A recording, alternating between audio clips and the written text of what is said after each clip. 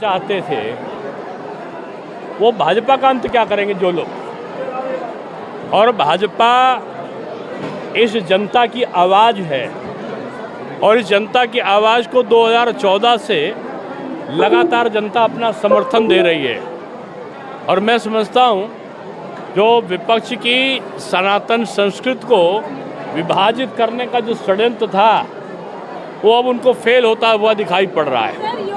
इसलिए पहले बोल जाने के बाद बोलना चाहिए ना। इसलिए मैं कह सकता हूँ कि आज विपक्ष अपने अस्तित्व की रक्षा की लड़ाई लड़ रहा है। सर एक सवाल पूछना चाहूँगी। सर मोदी जी का सपना था कि जो है धुआं मुक्त होगी, लेकिन आज भी सिलेंडर महंगा होने के कारण जो है महिलाएं जो है सर विपक्ष का आरोप है कि लोकतंत्र की जननी खतरे में है, अगर सरकार के खिलाफ कुछ बोलोगे तो जेल जाओगे, इसके विषय में आप क्या बोलेंगे? अब मैं समझता हूँ कि लोकतांत्रिक परंपराओं का जितना पालन इस सरकार में हुआ है उतना पहले कभी नहीं हुआ। इस देश ने इमरजेंसी भी देखी है और इस देश ने कारसेवकों पर चलती हुई गोली भी देखी है। इस देश ने निरीह राम भक्तों को पूरे भारत के सबसे बड़े रिकॉर्ड गिरफ्तारी का और उन पर लाठीचार्ज का बनते हुए भी देखा है। इसलिए ये लोग लोकतंत्र का पाठ न सिखाएं।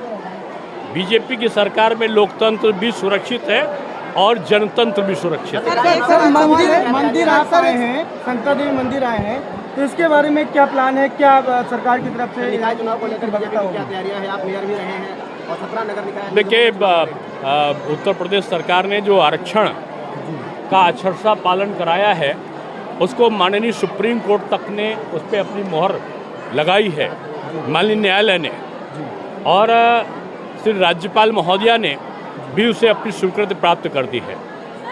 आरक्षण से किसी भी प्रकार का कोई खेल ना हो और उसके साथ कोई अन्याय ना हो सके, ये इसके लिए कटिबद्ध है सरकार, और सरकार उसी के लिए काम कर रही है। सर संता देवी मंदिर जहां पर आप आए हैं वहां की विकास की को लेकर अखिलेश यादव बराबर सरकार को घेर रहे हैं। देखिए जो जाति का विभाजन करना चाहता है वो इस प्रकार की बातों को बार बार उठाता है जिससे सनातन संस्कृति और हिंदू धर्म विभाजित हो सके। मैं समझता हूँ कि इनसे कोई कार्य नहीं होगा, और मैं ये कह सकता हूँ कि आज उत्तर प्रदेश में विकास इतनी तेज़ी से बढ़ा है, 33 लाख करोड़ से ऊपर भी यहाँ पर पूंजी निवेश आया है।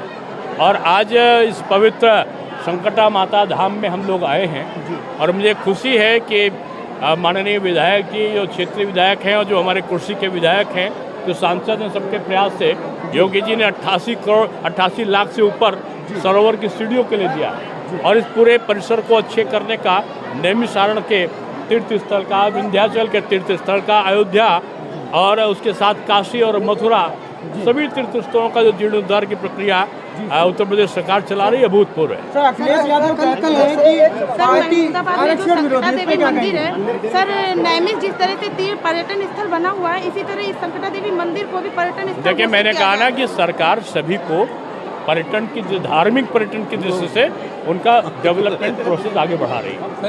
सर महंगाई को लेकर क्या कहेंगे? महिलाओं को क्या सिलेंडर, इसके लिए आप क्या? मैं समझता हूँ कि पूरे दुनिया का विश्लेषण जब आप भारत से करेंगे तो कोरोना के संक्रमण काल के बाद भी आज 1-1 किलो आटा खरीदने के लिए लाठीचार्ज हो रहा है पाकिस्तान में, और यहाँ 2.5 साल से 10 किलो राशन मुफ्त में मोदी सरकार दे रही है। तो इसलिए इस प्रकार का जो दुष्प्रचार यहाँ विपक्ष करता है, सर अब डिबेट नहीं हो रहा। सपा के राष्ट्रीय अध्यक्ष अखिलेश यादव ने कहा है नगर निकाय चुनाव में बीजेपी का सूखा साफ हो जाएगा, इस पर क्या कहेंगे आप? वो हर बार यही बयान देते हैं। 2014 में उन्होंने बयान दिया था, भाजपा का नहीं सपा का सूखड़ा साफ हुआ। 2017 और 2019 में भी उन्होंने चुनाव के पहले यही कहा, उनका सूखड़ा साफ हुआ। अभी 2022 में उन्होंने कहा था कि 400 सीट पाएंगे, और पता चला कि जितनी सीट पानी तो 2/3 बीजेपी पाई। तो इस बार भी उन्होंने पहले से घोषणा कर दी है कि बीजेपी पूरा 2/3 से ऊपर सीटें पाएगी। इसकी सवाल है, भाजपा ने कांग्रेस फाइल जारी की, उसका पहला एपिसोड आया जिसमें बताया गया है कि भाजपा ने अब तक लेकर के 48 खरब 20 अरब और 69,000 करोड़ रुपए का घोटाला किया है, जिससे 300 INS और उससे 300 राफेल हमको लगता है कांग्रेस अपना इतिहास को दूसरे के नाम से प्रचारित कर रही है।